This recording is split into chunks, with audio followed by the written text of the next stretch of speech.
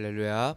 우리 찬송가 90장 부르심으로 1월 17일 새벽 예배를 시작하겠습니다. 찬송가 90장입니다.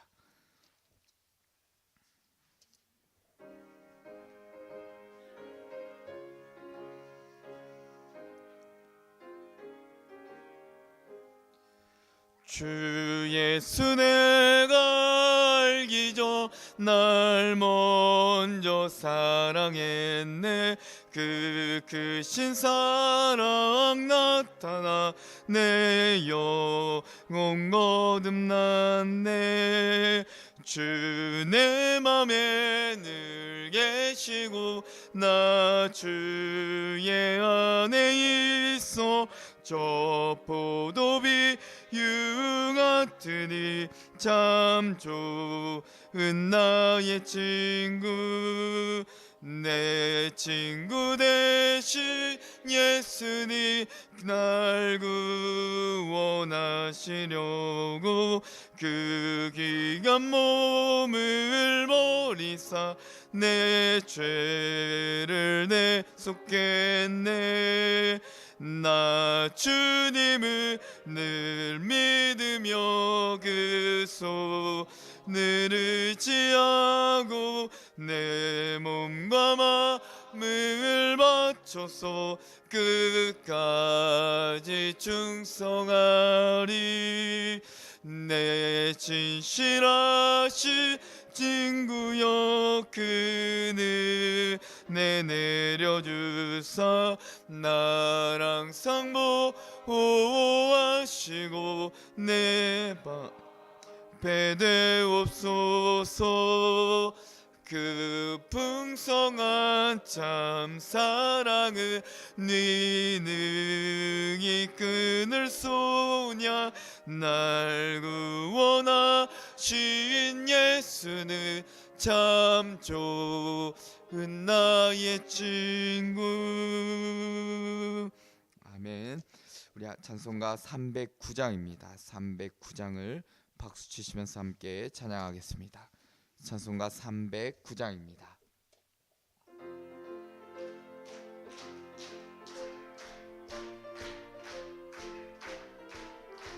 목마른 내 영혼 주가 이미 허락한 그 귀한 영생수 주여 갈망합니다.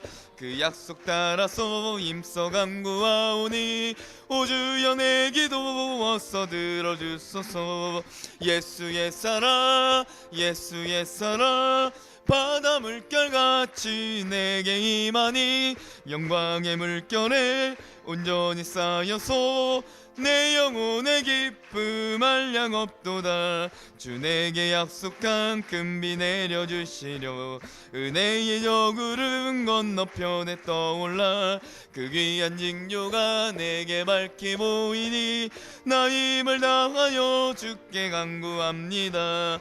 예수의 사랑 예수의 사랑 바다 물결같이 내게 임하니 영광의 물결에 온전히 쌓여서 내 영혼의 기쁨 한량 없도다.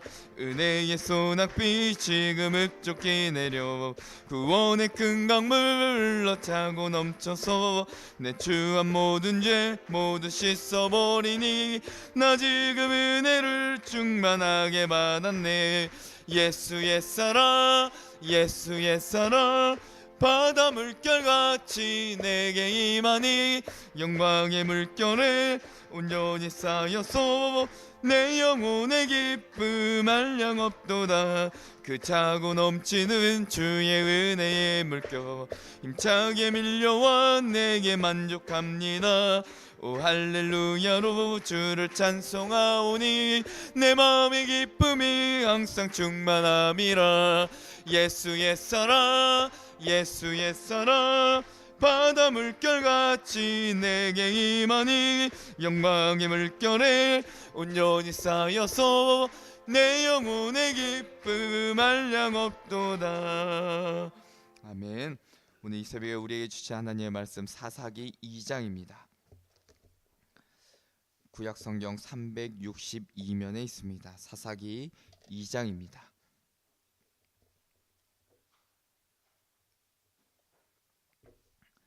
사사기 2장 1절부터 23절까지 함께 교독하겠습니다. 여호와의 사자가 길갈에서부터 복임으로 올라와 말하되 내가 너희를 애굽에서 올라오게 하여 내가 너희의 조상들에게 맹세한 땅으로 들어가게 하였으며 또 내가 이르기를 내가 너희와 함께한 언약을 영원히 어기지 아니하리니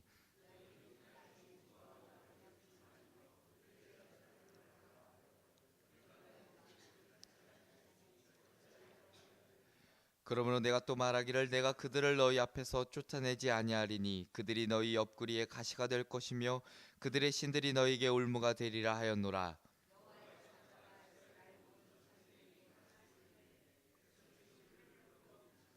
그러므로 그곳을 이름하여 복임이라 하고 그들이 거기서 여호와께 제사를 드렸더라.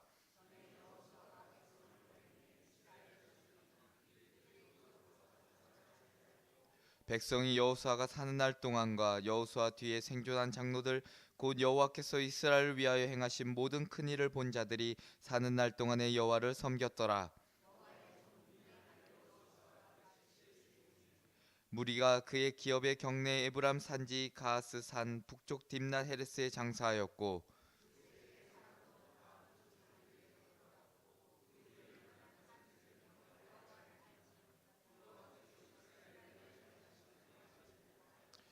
이스라엘 자손이 여호와의 목전에 악을 행하여 바알들을 섬기며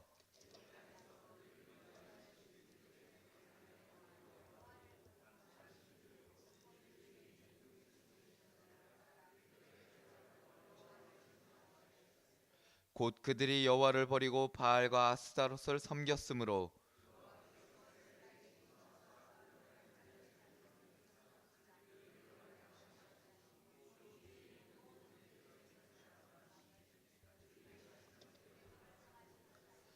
그들이 어디로 가든지 여호와의 손이 그들에게 재앙을 내리시니 곧 여호와께서 말씀하신 것과 같고 여호와께서 그들에게 맹세하신 것과 같아서 그들의 괴로움이 심하였더라.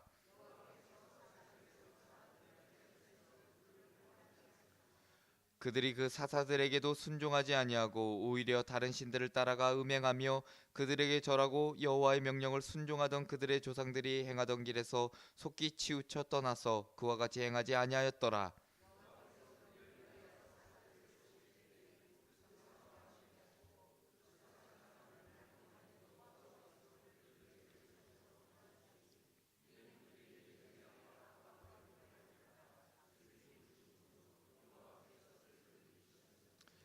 그 사사가 죽은 후에는 그들이 돌이켜 그들의 조상들보다 더욱 타락하여 다른 신들을 따라 섬기며 그들에게 절하고 그들의 행위와 패역한 길을 그치지 아니하였으므로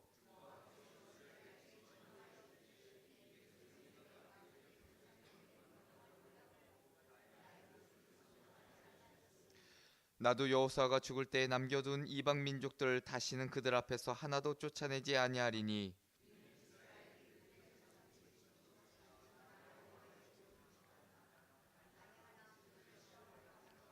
같이 읽겠습니다. 여호와께서 그 이방 민족들을 머물러 두사 그들을 속히 쫓아내지 아니하셨으며 여호와의 손에 넘겨주지 아니하셨더라. 아멘. 오늘 우리가 함께 읽은 본문은 크게 세 단락으로 구분지어 볼 수 있습니다. 1절부터 5절까지는 여호와의 사자로부터의 책망이 기록되어 있습니다. 길갈로부터의 여호와의 사자가 이스라엘 백성을 찾아오게 됩니다. 여호와의 사자는 왜 하필 길갈에서 왔는가라는 그 물음에는 그것은 과거에 하나님께서 이스라엘 백성에게 베푸신 은혜를 상기시키기 위해서였습니다.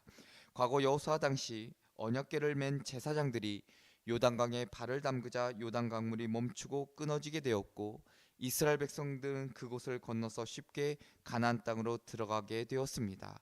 이 말씀이 여호수아 3장에 기록되어 있는데 여호수아는 이 사건을 기념하기 위해서 요단강에서 12돌을 취하고 그리고 길갈에 세워 기념이 되게 하였습니다.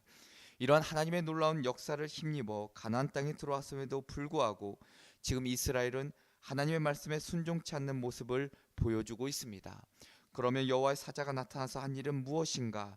1절부터 3절에 보면 세 가지를 이야기해주고 있는데 이미 베푸셨던 하나님의 구원의 역사와 그리고 하나님의 신실하심을 이야기하고 있습니다. 그리고 또 하나는 2절에 보면 여호와의 목소리를 듣지 아니하고 있는 이스라엘의 죄를 지적하고 있고 3절에 가서는 여호와께서 이에 대하여 징계하사 앞으로 가나안 족속들이 이스라엘의 가시가 되고 그들의 신들이 이스라엘에게 올무가 될 것이라 선포하고 있습니다. 그리고 6절부터 15절까지 두 번째 단락인데 여호와를 거부하는 이스라엘의 죄에 대해서 기록하고 있습니다. 잠시 여호수아의 때를 회상하고 있는데 여호수아와 그의 시대의 사람들이 죽고 다음 세대들이 일어나 세대 교체가 이루어졌을 때 그들이 여호와를 떠나기 시작했음을 지적하고 있습니다. 그리고 마지막으로 16절부터 23절까지는 타락과 그리고 징계와 그리고 간구와 구원이 반복적으로 이어지는 것을 보여주고 있습니다. 16절부터 17절에 보면 여호와께서 사사들을 세우사 노략자의 손에서 그들을 구원하게 하셨으나 그들이 그 사사들에게도 순종하지 아니하고 오히려 다른 신들을 따라가 음행하며 그들에게 절하고 여호와의 명령을 순종하던 그들의 조상들이 행하던 길에서 속히 치우쳐 떠나서 그와 같이 행하지 아니하였더라라고 기록하고 있습니다. 곧 이스라엘의 타락과 그리고 하나님의 징계, 이스라엘의 다시금 회개와 간구, 그리고 사사를 통한 하나님의 구원이 반복적으로 일어나고 있음을 보여주고 있습니다. 오늘 말씀의 제목은 어제에 이어서 우리가 살아가는 시대에 가져야 할 자세 두 번째입니다. 오늘 말씀을 통해 우리에게 주시는 은혜를 나누고 기도의 제목을 삼고자 합니다. 그 첫째로는 약속을 신실하게 지키는 자가 되어야 합니다. 하나님께서 하시는 약속의 특징이 있습니다. 그 하나는 하나님은 자신의 이름을 걸고 약속하신다는 겁니다. 그래서 히브리서 6장 13절에 보면 하나님이 아브라함에게 약속하실 때 가리켜 맹세할 자가 자기보다 더 큰 이가 없으므로 자기를 가리켜 맹세하여라고 기록하고 있습니다. 곧 자기를 가리켜 맹세한다. 이것은 하나님이 아브라함과 약속하실 때 자신의 이름을 걸고 약속하셨다는 것을 의미합니다. 또 하나의 특징이 있다면 하나님의 약속은 반드시 이루어진다는 겁니다. 반드시라는 말은 곧 확실하고 분명하게 그리고 정확한 것을 의미합니다. 즉 진실하게 그리고 틀림없이 조금도 오차가 없다는 뜻을 의미합니다. 하나님의 약속은 진실되고 오차가 없으며 반드시 이루어진다는 사실을 우리에게 일러주고 있습니다. 이것은 약속의 확실성을 뜻합니다. 하나님의 약속의 특징은 반드시 이루어진다는 데 있습니다. 세상 사람들의 약속은 자신의 의지와 관계없이 자신의 성실성에 관계없이 이루어지지 않을 때가 있습니다. 그런데 하나님의 약속은 어떠한 불가능한 상황 속에서도 반드시 이루어진다는 것입니다. 또 하나의 마지막 특징이 있다면 하나님의 약속은 변하지 않는다는 데 있습니다. 하나님의 약속의 불변성을 뜻합니다. 사람은 변해도 약속은 변해도 하나님이 하신 약속은 그리고 하나님은 결코 변하지 않으시는 분임을 말해주고 있습니다. 신앙이라는 것은 우리와 주님과의 약속의 관계, 즉 언약의 관계라 말할 수 있습니다. 그런데 주님과의 관계를 깨트리는 게 언제나 우리들이라는 사실입니다. 여기서 문제가 발생합니다. 하나님은 언약에 반드시 충실하십니다. 그리고 그 약속을 신실하게 지키십니다. 오늘 1절 하반절에 보니까 내가 너희와 함께한 언약을 영원히 어기지 아니하겠다라고 기록하고 있습니다. 한 번 맺은 언약에 대해서는 꼭 지키신다는 것입니다. 입으로 말씀하신 대로 이스라엘 백성을 종살이하던 그 애굽에서 건져내셨고 이제는 젖과 꿀이 흐르는 가나안 땅으로 인도해 주셨습니다. 그런데 약속을 깨트리는 쪽은 늘 이스라엘 백성들이었습니다. 하나님의 언약의 말씀을 받아 크게 복을 누리는 그들은 오직 하나님의 말씀대로 살겠다고 단단히 약속을 했습니다. 하나님이 주신 가나안 땅에서 주님만 섬기며 살겠다라고 서원을 했던 그들이 정작 가나안 땅에 발을 디디자 돌아서기 시작합니다.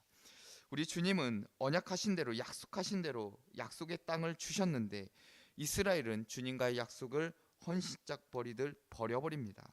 진멸할 가나안과 평화 조약을 맺고 헛된 우상들을 하나님 자리에 앉히려고 했습니다. 생명의 말씀을 버리고 세상의 정욕을 따라 살아가게 됐습니다. 하나님께만 드리기로 한 마음을 세상으로 살짝 돌리게 됩니다. 한때는 아쉬워서 주님께 매달리다가 이제 좀 살만하니까 한숨 좀 돌릴만하니까 하나님이 원치 않는 일들을 행하기 시작합니다. 이것이 인간이 가진 부패하고 강팍한 죄의 모습일 것입니다. 우리들에게도 이런 모습은 분명히 발견됩니다. 처음부터 끝까지 우리에게 성실하신 주 하나님을 너무 쉽게 버리는 우리들의 연약함을 발견하게 됩니다. 2절에 보니까 너희는 이 땅의 주민과 언약을 맺지 말며 그들의 제단들을 헐라하였거늘 너희가 내 목소리를 듣지 아니하였으니 어찌하여 그리하였느냐. 하나님께서 이스라엘 백성들을 향하여 엄중히 문책하시며 징계의 도구를 드십니다. 그제야 이스라엘 백성들이 정신이 듭니다. 자식이들이 얼마나 주님의 마음을 아프게 해뜨렸는지를 깨닫자 견디지 못하고 소리내어 통곡하게 됩니다. 반성과 뉘우침, 후회와 안타까움이 몰려들게 됩니다. 하나님 말씀대로 살지 못했던 자신들의 삶이 부끄러워졌습니다. 틀어진 주님과의 관계로 인해 장차 받을 징계가 두렵기까지 했습니다. 동곡의 장수라고 일컬어지는 복임을 통하여 우리는 우리의 신앙에 대한 진지한 점검을 해볼 필요가 있습니다. 약속을 깨는 것은 주님에게 있지 않고 우리들 자신에게 있습니다. 이스라엘 백성들은 복임이라는 곳에서 모든 문제가 자신들의 것임을 깨닫고 겸손히 인정하게 됩니다. 약속을 지키시는 그 하나님, 신실하신 하나님을 믿는 우리 역시도 하나님의 말씀에 순종하며 살아갈 때 주님께서는 징계의 채찍이 아닌 하나님의 약속하신 그 은혜와 축복을 우리 삶 가운데 넘치도록 부어주실 줄 믿습니다. 둘째로는 하나님을 아는 것에 힘쓰는 자가 되어야 합니다. 하나님을 아는 것이 우리에게는 힘이요 그리고 행복입니다. 반면에 주 하나님을 잊고 사는 것, 알지 못하는 것은 가장 큰 비극이자 불행일 것입니다. 행복과 불행의 갈림길에 우리는 늘 서 있습니다. 선택은 우리들의 각자의 몫이고 또한 선택에 대한 책임도 우리의 몫일 것입니다. 10절에 보니 그 세대의 사람도 다 그 조상들에게 돌아갔고 그 후에 일어난 다른 세대는 여호와를 알지 못하며 여호와께서 이스라엘을 위하여 행하신 일도 알지 못하였더라 라고 기록하고 있습니다. 여호수아와 그 당대의 사람들이 죽자 이스라엘 백성들은 마음이 강팍해지고 그리고 나태해지고 불순종의 길로 빠지게 됩니다. 성경은 그 이유에 대해서 두 가지를 이야기해 주고 있습니다. 그 하나는 이스라엘이 하나님을 알지 못했다라는 것입니다. 하나님을 알지 못할 때 죄를 짓게 됩니다. 돌아서게 됩니다. 하나님을 버리게 됩니다. 하나님을 두려워하는 경외심이 사라지게 됩니다. 삶에서 하나님이 빠져버리면 그 대신에 나라는 존재가 삶의 중심을 차지하게 됩니다. 하나님의 말씀대로 살아가는 것이 아니라 개인의 욕심과 이기심과 욕망을 중심으로 살아가게 됩니다. 사람이 인생의 주인이신 하나님을 알지 못한다는 것은 더 이상 삶에 대한 진정한 의미를 추구하지 않는다는 것입니다. 당연히 하나님 없는 자들의 삶이란 문제와 역경 그리고 어려움에 처할 수밖에 없습니다. 그리고 그 안에서 불만과 불평과 원망에 사로잡히게 됩니다. 온전한 신앙생활은 주 하나님을 바로 아는 데서 출발합니다. 신앙이라는 것은 하나님을 아는 것입니다. 또 하나의 이유가 있다면 둘째로는 이스라엘이 하나님의 능력에 대해서 알지 못했다는 겁니다. 오늘 말씀해 보니까 여호와께서 이스라엘을 위하여 행하신 일도 알지 못하였더라. 단순히 지나온 그리고 경험했던 역사에 대한 부정이 아닙니다. 여호수아 이후에 사람들도 자신들의 부모님 혹은 조상들의 흔적인 그 역사에 대해서 분명히 듣고 알았습니다. 어떻게 애굽을 나왔고 어떻게 광야 40년을 걸었고 어떻게 가나안을 정복하였는지를 그들은 분명히 알고 있었습니다. 물론 하나님이 어떠한 역할을 감당하셨는지 어떠한 능력을 보여주셨는지를 분명히 들었을 것입니다. 이것은 이스라엘 백성들이 과거 역사를 까맣게 잊어버렸다는 뜻이 아닙니다. 그렇다면 그들이 하나님을 하신 일을 알지 못했다는 것은 무슨 의미가 담겨 있는 것인가? 바로 주 하나님의 능력을 자신들의 신앙으로 고백하지 않았다는 것입니다. 즉 지식은 있으나 실제 그 지식의 적용을 위한 삶이 따르지 않았다는 의미입니다. 그들이 지난날 하나님의 능력의 역사를 바로 알았다면 당연히 오늘날 자신들의 삶에도 여전히 나타나는 주 하나님의 역사를 믿고 오직 주님만을 의지하고 살았을 것입니다. 그런데 과거의 역사는 과거로만 여기고 과거의 그 하나님이 오늘의 나의 주 하나님이란 그 사실을 믿지 않았다는 겁니다. 지식으로만 알고 있지 오늘날도 역사하실 하나님의 그 능력을 믿지 않았다는 겁니다. 문제는 거기에 있었습니다. 결국 이스라엘 백성들은 지난날 자신들을 위해서 그토록 놀랍게 역사하셨던 그 하나님의 능력, 그리고 자신들과는 상관이 없는 하나님으로 여기게 됩니다. 그래서 11절 이하에 보면 주님을 바로 알지 못한 이스라엘은 죄악의 길로 치닫게 됩니다. 살아계신 주 하나님이 보는 앞에서 꺼리낌 없이 악을 행하게 됩니다. 하나님을 버려버리고 우상을 섬깁니다. 하나님의 백성이 이스라엘이 가나안 땅에서 바알을 섬기게 됩니다. 하나님을 알지 못하는 세대는 타락으로 이어질 수밖에 없습니다. 우리는 행여 하나님을 아는 일에 게을리할까 염려해야 합니다. 바쁜 세상에 살고 있지만 행여 주님의 그 놀라운 역사에 대해서 둔해지지는 않을까 조심해야 합니다.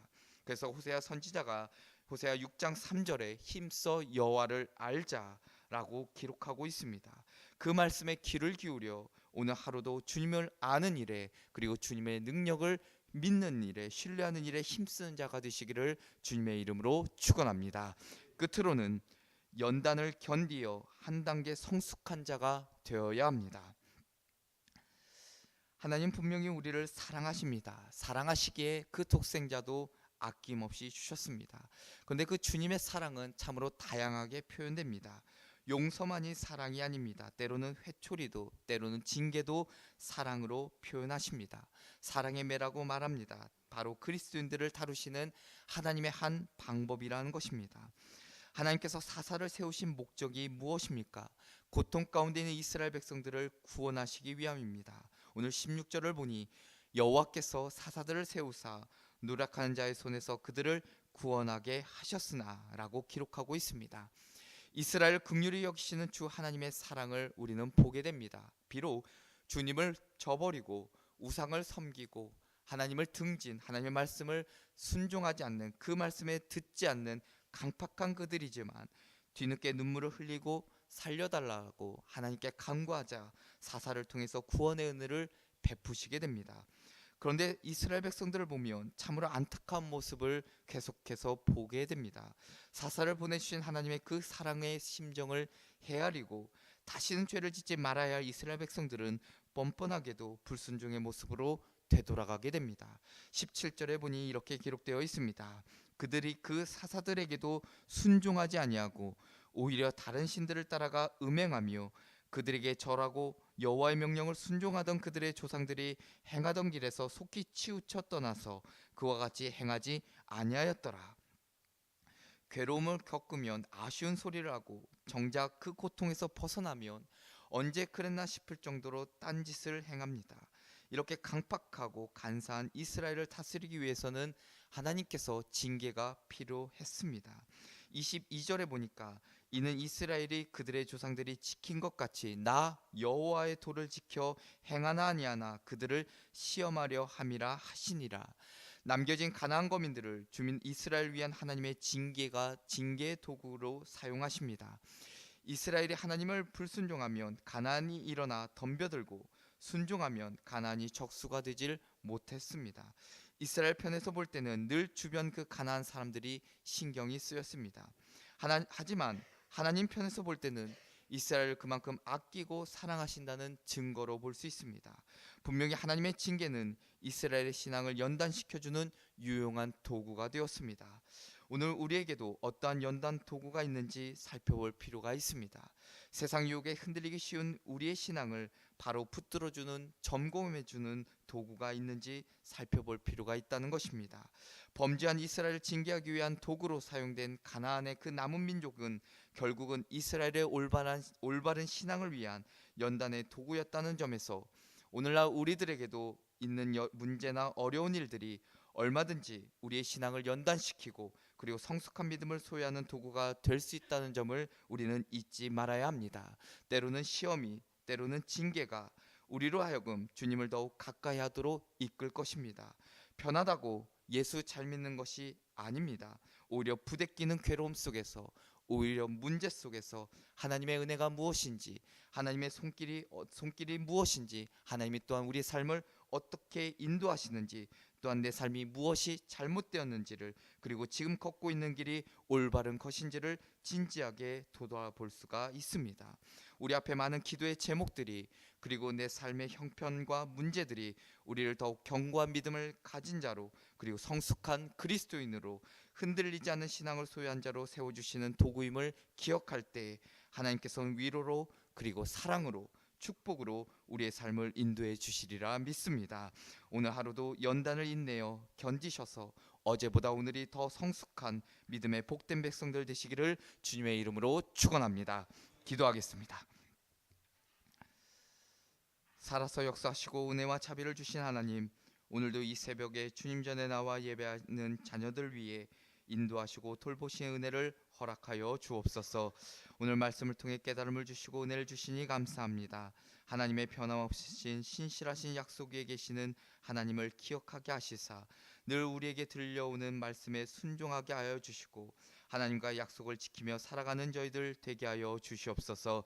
늘 하나님을 아는 일에 힘쓰는 자 되게 하여 주시사 지식이 아닌 삶에서 경험되어지는 하나님의 능력과 은혜를 깨닫게 하시고 또한 그것을 전하는 자 되게 하여 주시옵소서.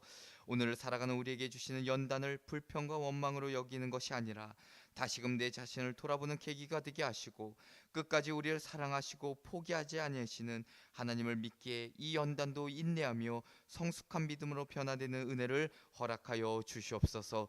오늘도 주님 전에 나오며 귀한 예물 드립니다. 11조와 감사의 예물과 일천번제로 드리는 손길들 주님께서 기억하여 주시사 하늘의 상급과 이 땅의 풍족한 은혜를 허락하여 주시고 하나님의 채우시는 축복을 허락하여 주시옵소서. 주 예수 그리스도의 이름으로 기도합니다. 아멘. 함께 기도하실 공동 기도 제목입니다. 이 나라와 민족을 위해서 기도해 주시고 특별히 북한을 위해서 기도해 주시기 바랍니다. 우리 교회를 위해서 기도해 주실 때 담임 목사님과 감독님의 영육간의 강건함을 위해서 기도해 주시고 각 기관과 속회와 선교의 부흥을 위해서, 그리고 건축적인 북교회와 그리고 국내외 선교제를 위해서 기도해 주시기 바랍니다. 그리고 오늘부터 진행될 2차 임원 전지 훈련을 위해서 기도해 주시기 바랍니다. 그리고 마지막으로 개인의 간절한 기도 제목을 놓고 다 함께 기도하겠습니다. 참고하신 하나님 아버지 감사합니다. 주님 앞에 나오는 저희들의 삶 가운데 역사해 주시고